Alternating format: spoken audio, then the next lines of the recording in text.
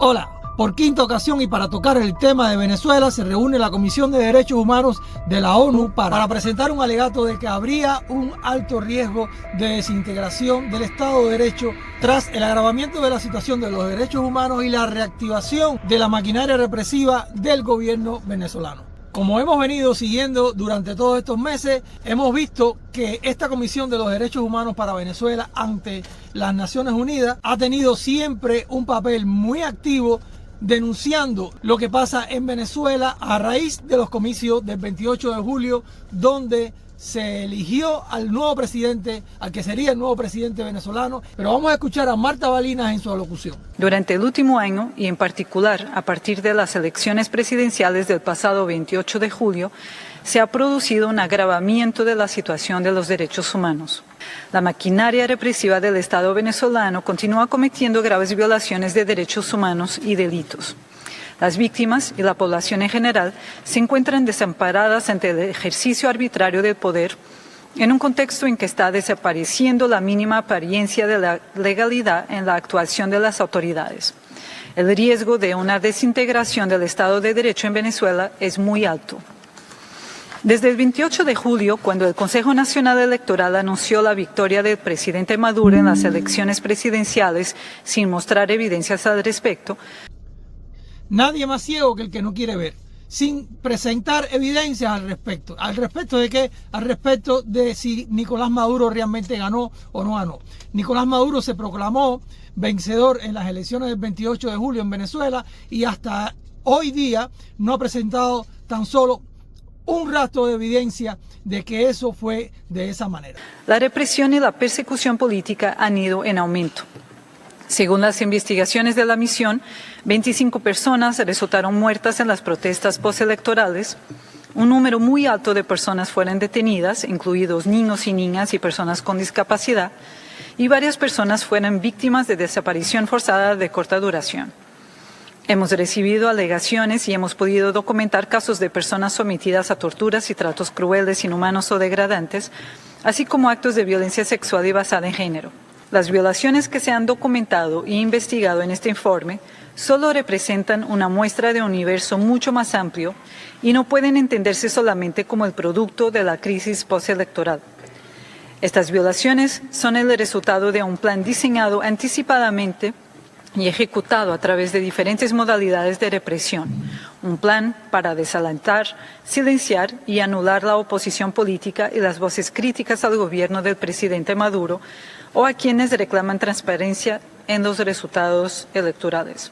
Parte de un proceso premeditado, diseñado con anticipación. O sea que nada de esto ha sido dado día tras día, nada de esto ha sido de manera improvisada con el tiempo, no. Todo esto forma parte de un estudio y de un plan elaborado por el régimen de Nicolás Maduro desde antes de las elecciones. ¿Para qué? Para hacer lo que están haciendo en este momento, que es intentar perpetuarse en el poder.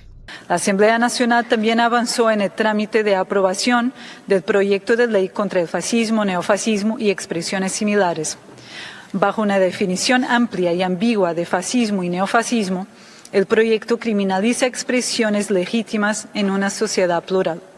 Acabamos de escuchar el punto de llamarle fascista a todo el que simplemente tenga una idea contraria a la que ellos pretenden imponer. Y como dice la comisión, es una definición de fascista totalmente ambigua, o sea, que no tiene ningún basamento teórico y que en la práctica se está aplicando a elementos y a respuestas sociales que son normales en cualquier tipo de sociedad, sobre todo en sociedades democráticas como la que pretende enseñar, mostrar el gobierno venezolano. Y bueno, entre una cosa y otra resulta increíble la larga lista de violaciones que nombra la señora Balinas. No vamos a poner la lista entera de violaciones porque si no este video fuera interminable. Vamos a dejarle todas las violaciones en la descripción de este video para que quiera visitarla. Y lo que están advirtiendo en este momento es que esto pudiera generar una situación bastante peligrosa en el futuro para los venezolanos y además para toda la región de América. El distinguido embajador de Venezuela, tiene usted la palabra y dispone de 5 minutos.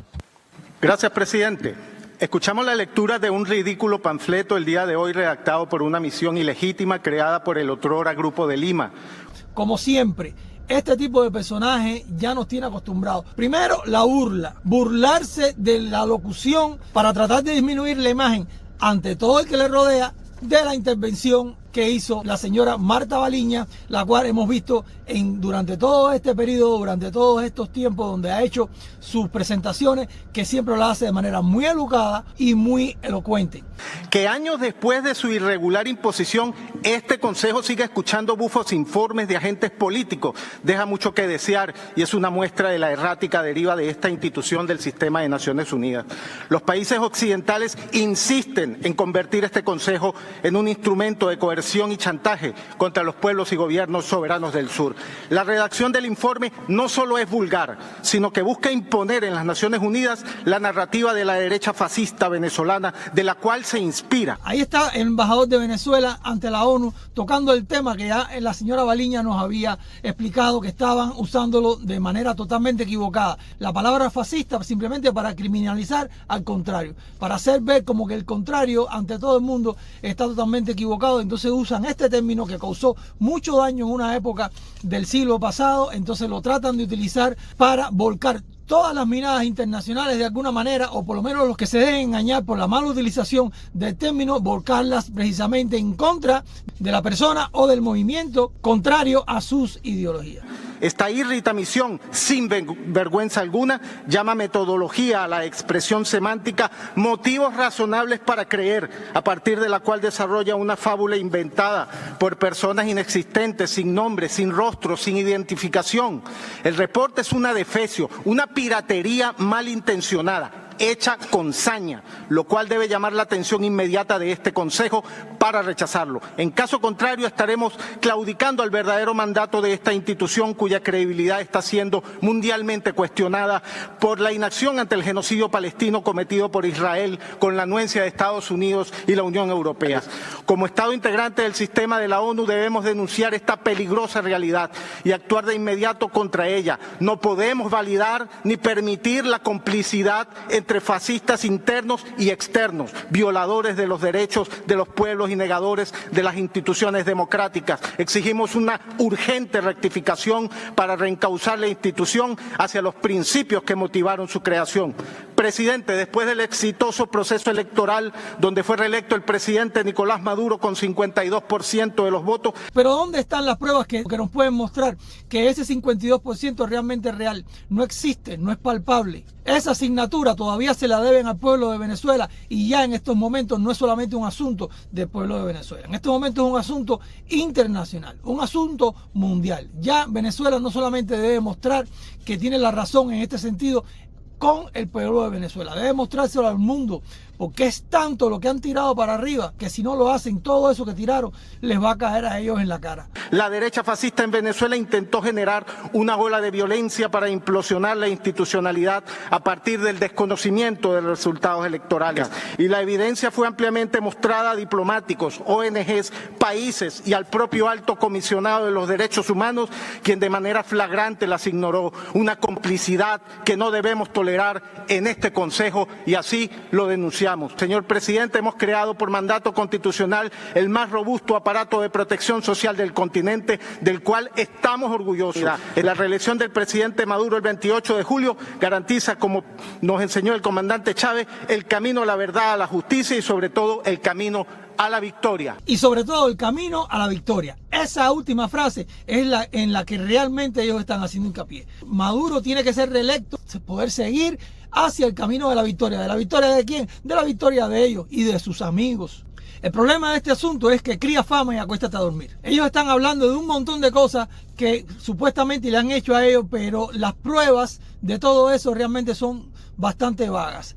Si tú eres un mentiroso y te has pasado la vida diciendo mentiras y tratando de extorsionar a un pueblo y tratando de reprimir, y ahora para colmo te quieres perpetuar en el poder a través simplemente de una mentira sin presentar hechos, entonces ¿cómo pretendes que el mundo crea en tu palabra cuando realmente esa palabra no viene acompañada de hechos reales, de hechos realmente palpables? Sin embargo, el embajador venezolano a gritos, porque como hemos visto, él lo que ha hecho es gritar y gritar y gritar, pensando que al gritar esto le iba a dar la razón, usando innumerables adjetivos totalmente vacíos de sustento material, usando este método, método el cual todos los cubanos conocemos. Y además, para colmo, acaba de decir que las elecciones del 28 de julio en Venezuela fueron un total éxito. Y eso es una gran mentira. Gracias. Cuba, en nombre de un grupo de países. Presidente, tengo el honor de intervenir en nombre del Grupo de Amigos en defensa de la Carta de la ONU.